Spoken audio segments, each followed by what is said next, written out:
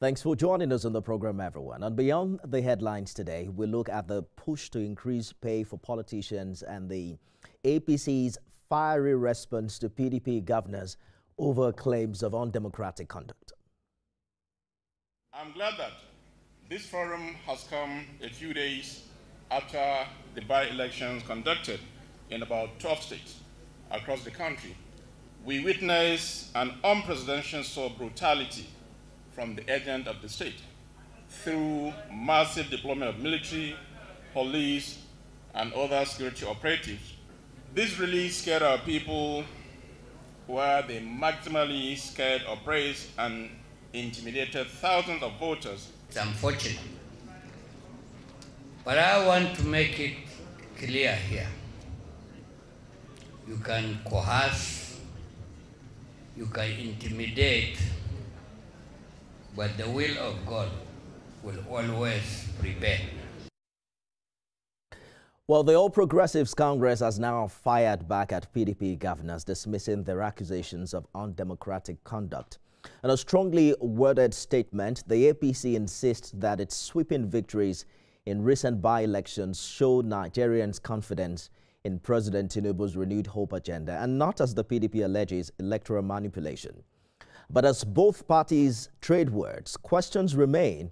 Is this simply politics of mudslinging or a deeper contest for credibility ahead of 2027? Let's bring in Felix Morka, National Publicity Secretary of the APC. Mr. Morka, thanks for joining us on the program this evening. Thank you so much, Nifemi, for inviting me. Your press release described PDP governor's comments as, quote, odiferous hypocrisy and morbidity comical.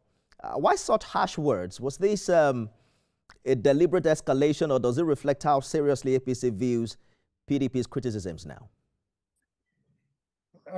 No, it doesn't reflect anything about the seriousness with which we take the PDP. It just reflects, I think, our revulsion at the very reckless, senseless allegations that they made, that the governors of the PDP made against our party following the outcome of the just concluded by-elections.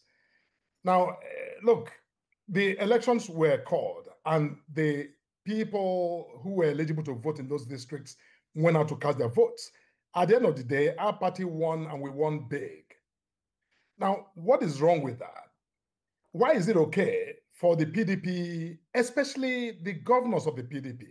Because, keep in mind, my statement was in response to the very reckless statements by the governors of that party, not just of the PDP or anyone in the PDP, of the governors.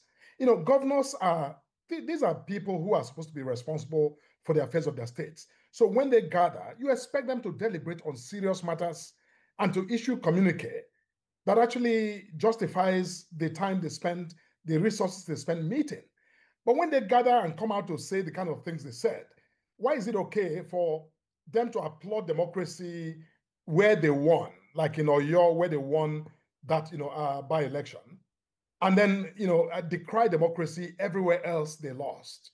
You see, they lost election. You can't selectively endorse democracy because it favors you, and condemn democracy when it doesn't. If we follow that model, then we will never have an election that is acceptable to everyone.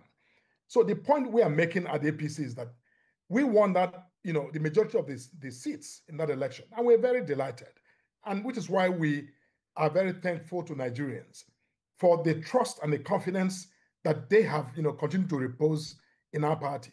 And we will not be bothered by the, kinds of statements that you see coming out, people just making excuses for, their own failures. This is a party, the PDP, that's completely unable to manage its own internal affairs. All right. If I ask them today who is the national secretary, they do not know.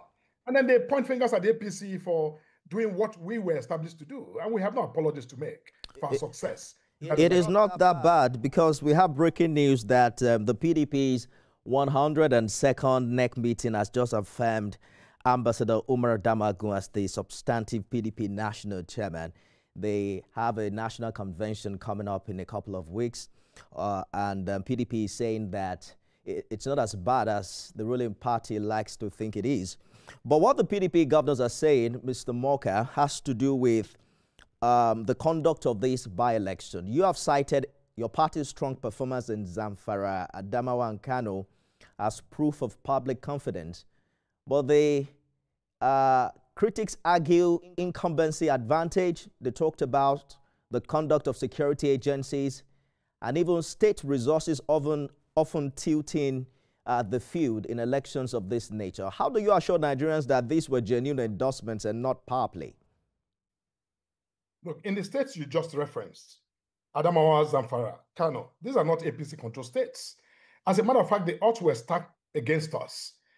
In Zamfara, during the rerun just a few days ago, and even the by-election itself, we witnessed, an incredible level of brigandage, state-sponsored, thuggery directed against our party. See, just because we don't complain as much as, the opposition complains, does not mean that we're not, the target of this sort of very, horrific, violence against our candidates, against our loyalists. Look, the point here is that we, in many states during the by-election, we, the APC, were at the receiving end of this, brutal violence. In Kano, in Zamfara, in Adamawa, in all of those states, it happened. But we prevailed. And I think that's why we say that, the opposition must, I think, wake up and smell the coffee to understand that the APC is, really by far more acceptable and liked by the people, even in states we don't control, than they like to believe.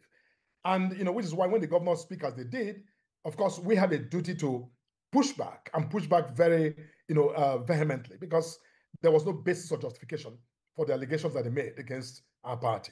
You describe the PDP as savagely crippled and in terminal decline. But I'm sure you're aware that PDP still control some strongholds in parts of the country. Isn't it premature to dismiss them entirely ahead of 2027? No, look, nobody is dismissing anybody. But the fact of the matter is that the PDP has been, really embedded in intractable, rift and crisis. It doesn't matter what they come out to say, whether they are, ratifying Damagum as the national chairman. It doesn't matter. The party is, completely steeped in crisis.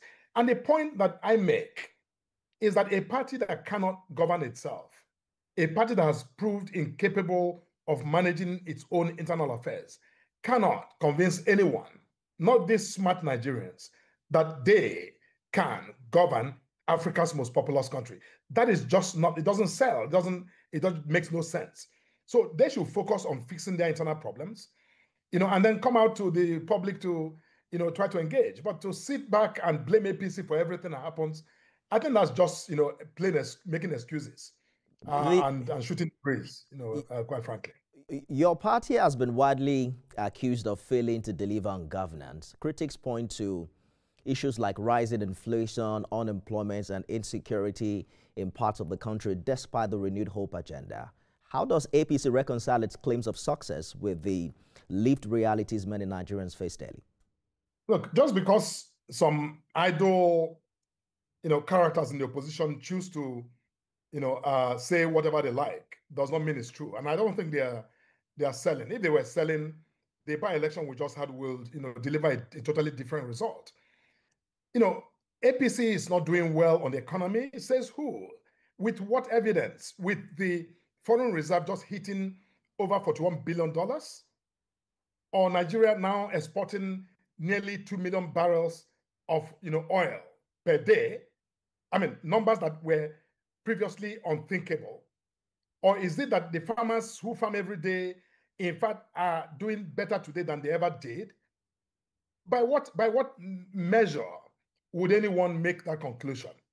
You see, yes, things were tough in the beginning, but 2 years on, this president that I call the president of progress has, really, truly set Nigeria on a path, not just of recovery, but of stable, growth. And that's what we're witnessing. So all of the sectors of the economy of this country, students, for example, have been in school uninterrupted for 2 years. No strikes, no staying at home. Those who didn't have money now have access to student loan to pay their fees. I don't know where they come up with this idea. I hear you, Mr. Morka, and I understand the reforms you have highlighted. But assuming that things are not as tough, or things are not tough for Nigerians, might also be a little bit overreaching. You've argued that Nigerians should ignore what you call PDP's empty rhetoric and stand with Mr. President and the party. In one line, because I understand we have to go now, what's your assurance to citizens who are struggling right now that APC truly offers a path to prosperity and not just a political spin? What do you say to Nigerians who still feel the shoe where it pinches? A new dawn is breaking in our country.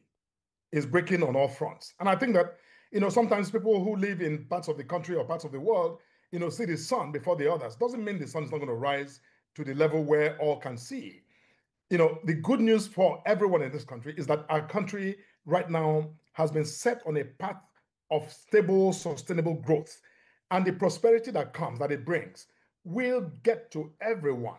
It may take time to get from one person, depending on your sector, to the other, but make no mistake, the signs are clear now that we are on that path of moving into a confident future. And I encourage our people to just stand fast and hope for the best, because the best is really here with us now. Felix Morka is National Publicity Secretary of the APC. Thank you so much for talking to us on Beyond the Headlines. Thank you.